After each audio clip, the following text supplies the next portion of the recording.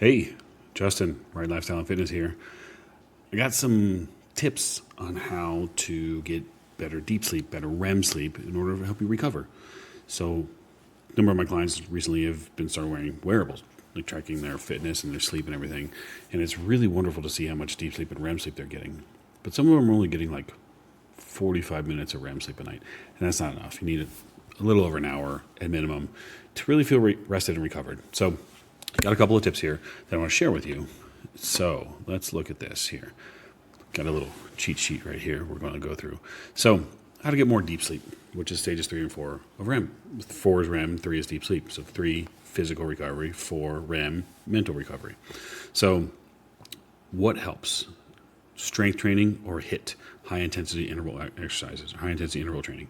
So that's sprints and Tabata and things like that. That'll help you just physically output and make your body a little more tired when you go to sleep. It actually helps you get into sleep better. So strength training is number 1, HIIT's number 2. It just promotes deep restorative sleep. A cool bedroom. Cool bedroom is targeted temperature is about 65 degrees. But if you're a cold sleeper, you can go to 67 or so. But I'm a hot sleeper, so I'd rather go down to like 60. So between 60 and 67 is ideal, which is 15 to 19 degrees Celsius. So you have to have your core temperature drop in order to get into deep sleep. Core temperature dropping starts in sleep 1 and sleep 2. So that's when your body starts chilling out and you start getting into deeper sleep.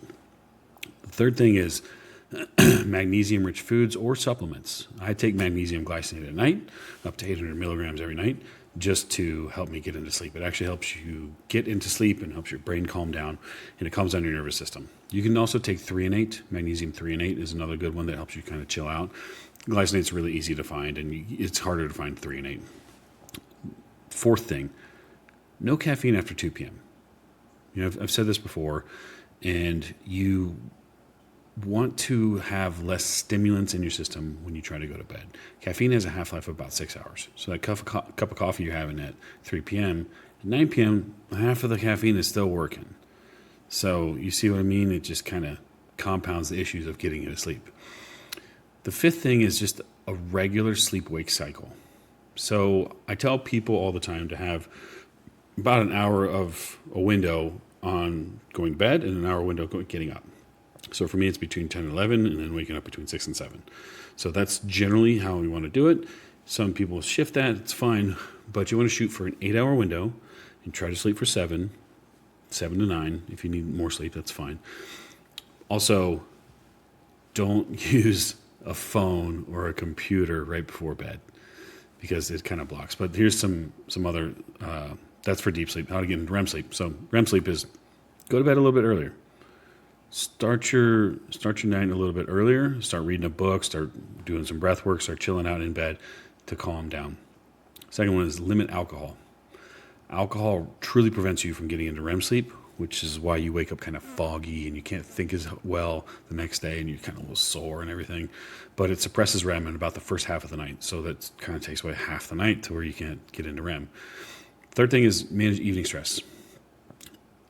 I have clients write down sometimes things they're grateful for, which is just a little journaling. Like, what wins did you have today? It could be 1 or 2 sentences, but that actually calms you down and makes you feel grateful. And feeling grateful is a really powerful motivator for just relaxing, right? There's also meditation. I've recommended recently some Kelly Howell videos from BrainSync, or some music actually, and you plug them into your earbuds, and they truly help you sleep. It's brainwave therapy, and it's really amazing. But breathwork also lowers cortisol. So you want to lower your cortisol, which kind of blocks REM. So chill out, you get into REM easily. So we've all had this Thanksgiving, it just happened, where you eat a ton of carbs and you want to pass out. You can strategically do that before bed. I'm not talking a ton of carbs, but a little bit of carbs will help you be satiated and relax more when you go to bed. So a small carb intake can help trigger serotonin, which is serotonin to melatonin conversion, helps you fall asleep. And then the fifth thing, I already kind of mentioned it, is avoid screens. Like a TV screen is fine because it's far enough away to where it doesn't really affect you. But a screen like this or a screen like your phone, it really does block your melatonin release. So melatonin suppression means delayed or fragmented REM sleep. So if you're going to have to be on screens late at night, wear blue light blocker glasses like these ones. These are just yellow tint glasses. These are amazing for helping, prevent any blue light hitting your face. The last thing is, if you can afford it and you want to do it and you really want to track the data, get a wearable, a Garmin or a Samsung Galaxy Ring, something like that. So then you can actually see your sleep scores. And you can see, okay, I did this during the day, I'm matching it to this sleep score. And then every night you get a sleep score. And you're able to say, alcohol really messes with my sleep, or I didn't work out hard enough and I didn't sleep that well, or wow, I worked out really hard and I slept like a baby, and all that busyness that I had during the day made me sleep really well. So you're able to have more data put into it. So there's 10 different things you need to do to help you get into sleep and deep sleep to help you recover. Sleep 3, deep sleep, physical recovery. Sleep 4 is REM, mental recovery. Sleep is like your superpower as you age. And I can't stress this enough. People that get 5 hours of sleep are not sleeping enough. And there's those freaks out there that can do that, and that's really rare. It's actually a genetic alteration of how they can get away with that. But for the most part, 7 to 9, and get restorative sleep, you wake up feeling more positive, more energy, more ready to tackle the day. And it's just a great feeling. It's just a great feeling, waking up feeling like, wow, I slept well, and I'm going to have a great day. And it just bleeds into the rest of your life. So you're able to do that. Awesome. Rock on.